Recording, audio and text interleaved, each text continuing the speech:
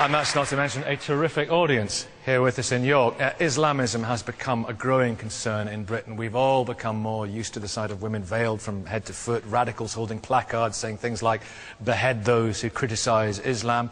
Surveys suggest that 37% of young British Muslims want Sharia law in this country. Many people are now asking, is Islam just an intolerant religion? Anjam Chowdhury, you would be described by many as a radical Muslim, and you say that you adhere to your faith properly, and you believe, for example, in stoning to death for adultery, 100 lashes for fornication, and also death for those who abandon the faith, apostasy. You believe that? How can you say that this is a tolerant religion? Well, I think that one needs to appreciate that the word Islam is derived from the root word istislam, which means submission. Therefore, the Muslim is the one who submits entirely to the Sharia, the divine law of God. Hence, toleration is something which is, if you like, defined by Allah subhanahu wa ta'ala, God. Therefore, if something is in accordance with the Sharia, we tolerate it. If it is outside of the Sharia, we cannot tolerate it. Hence, for example, Islam will tolerate non-Muslims to live among the Muslims within the Sharia under an Islamic state. Their life, wealth, their honor, their dignity will be protected. They will get the basic needs of food, clothing and shelter. But at the end of the day, we cannot tolerate adultery, fornication, we cannot tolerate apostasy, not because this is from our own whims and desires, but this is enshrined within the Quran and the Sunnah of the Messenger Muhammad. So what should happen to an adulterer? Well, the Messenger Muhammad sallallahu alaihi wasallam said that, as narrated in the Quran, that the one who commits adultery, he will be stoned to death, and the one who commits fornication, who is not married, they will get 100 lashes, and that will be done publicly. And for your information, if you look in the history of Islam, there were, for example, only about 60 reported rapes when the Sharia was implemented. There were only about 120 hands ever cut. So it is not only a harsh a punishment which is fitting, but it is also a great deterrent within society, and it will rid society of many of the ills that we have. I believe that Britain would never be better than when the Sharia has been implemented. Sorry, Anjan. First of all, your Arabic was wrong. The root word for Islam is not Istislam, it's Salima. I assume you don't speak Arabic. Incorrect. Secondly, it's not in the Quran that you have to stone to death. That's also wrong. I don't know where you learned Islam from, Anjum. It's probably from Umar Bakr Muhammad. But I'd just like to say that all religions... Is there stuff in the book? Is it in the Quran? All religions... Wait, 1 second, let's see what it says. I'd just like to say something here, that aside from his terrible Arabic, all religions are what their followers make them. And that depends upon the vast majority of the followers of a faith, whether it's Christianity, Islam or Judaism. No one religion should be singled out to say that this particular religion is intolerant. In the medieval period, Pope Urban II launched the Crusades in the name of God.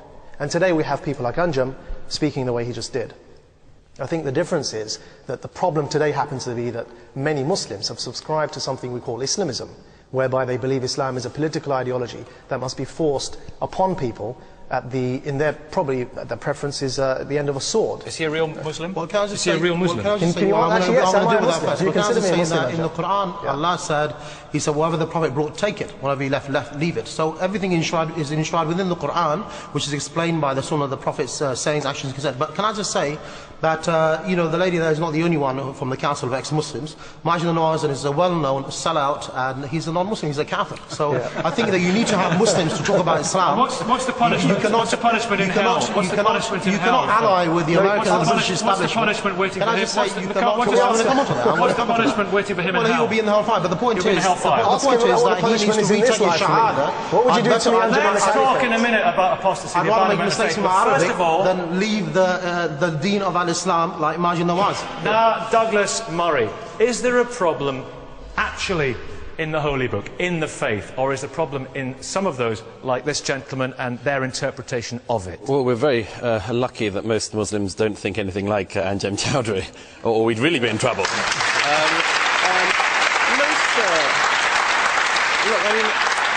Most Muslims, both in Britain and across the world, are law-abiding, decent people for whom their faith is an important part of their lives. However, there is an awkward thing about Islam, which is that Islam's religion, its founder, was a more violent man than, for instance, the founder of Christianity. I'd give you an example. I mean, if Christ, I'm not a Christian, but I have no truck in this thing, but if Christ had been a warrior, had killed people he captured, said, Christianity's history would be even more violent than it has been. I'd give you one other example. When a woman is brought in adultery to Jesus, he says, he who's without sin casts the first stone. When Muhammad has a woman brought in, he orders her to be stoned.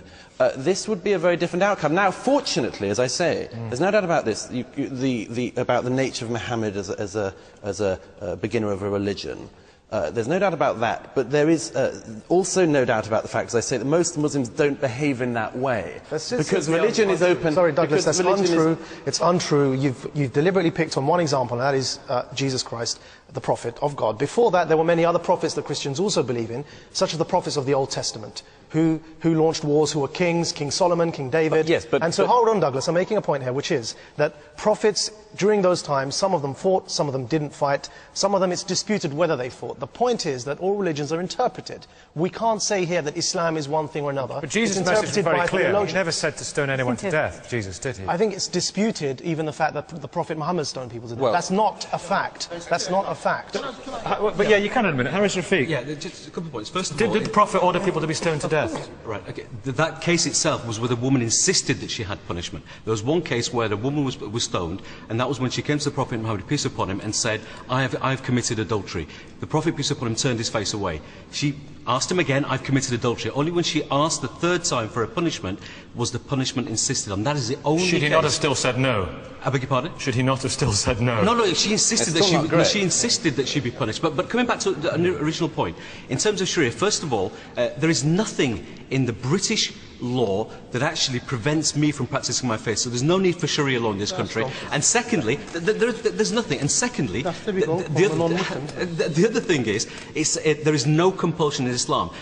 In terms of Anjum classifying myself or Majid or anybody else as a non-Muslim, Sharia, then maybe we could call you a Muslim. Well, at the end of the day, there are three things that make up a Muslim: Islam and Iman, and from that we get the Sharia. There's the other thing that Anjum seems to be forgetting about, that is tasawwuf, the state of ihsan, being a better human being, worshipping your Lord as if you can see him, because even if you can't, he can see you. That's how you treat your labours, the spirit of the Lord. Okay, what is the problem? Mariam, you abandoned your faith. Mariam, you're an ex-Muslim.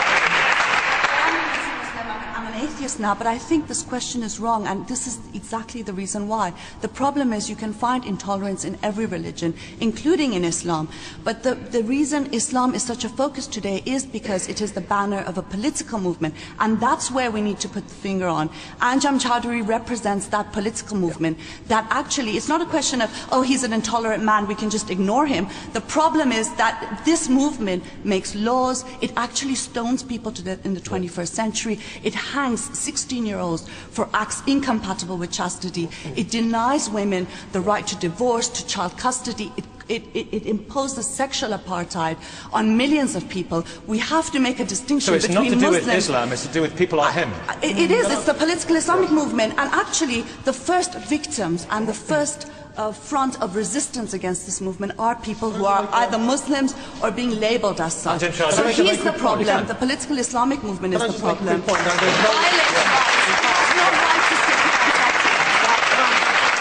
I just like to make the point that people say that you can be a gay Muslim, you can be a political Muslim, you can be a radical Muslim. There's only something called a Muslim. The Muslim is the one who practices a religion and he believes in Islam and he accepts all of Islam. The other thing I would say is it's very rich of Douglas Murray to talk about a religion being the Islamic religion being violent when he believes in the occupation of Palestine. He's the one who supported the American government in their campaign in Iraq and Afghanistan. So you are a very political animal, aren't you? The point is Islam has something to say about everything in our life, including what people like Douglas Murray and the Salah Majid have to say. Okay, Anne Cryer, frankly, the image problem that Islam has with some people in this country, is he actually the problem? Yes, I'm afraid to say people like him. Mr. Chowdhury is the problem because I have 20% of my constituents are Muslims, and of those 20%, I would say the vast majority have very similar views to myself and other friends here today, they are tolerant, and they don't take the views of Mr. Chowdhury. Unfortunately, the ones with the biggest mouths in Keighley are the ones that get listened to, and I'm not even saying that they are like Mr. Chowdhury, but they do have fairly intolerant views of other people. But we see these surveys and people thinking, and a disturbing amount of people saying they would justify violent action if it were but Douglas Murray, there are some disturbing young people being far more radical. Disturbing surveys about 7/7 and 9/11 come out, don't they? Absolutely, and the younger they go in this country at the moment, the more likely they are to be radical. This is the problem, and the previous speaker was absolutely right.